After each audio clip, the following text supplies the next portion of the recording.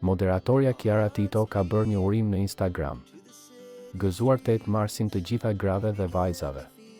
Ky është 8 marsi im i parë si nën dhe më shumë se kur e kuptoj forcën, dashurinë dhe sakrificën që mbartin gratë.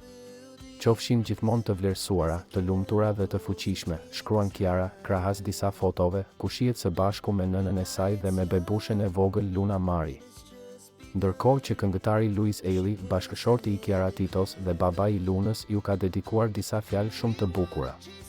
Kështu të qeshura ju pafsha gjithë jetën o Zot. Nuk do ju mungoj asgjë asnjëherë për sa kohë marr frymë. Fryma jeme jeni ju, shkruan Luisi në komente. Sot moderatorja ka publikuar edhe disa foto nga spektakli i Portokalli që do të transmetohet në mbrëmje në Top Channel. Në fotot e shpërndara nga Kiara, lexohet edhe një pankart e bërë nga një grua drejtuar bashkëshortit të saj për 8 marsin.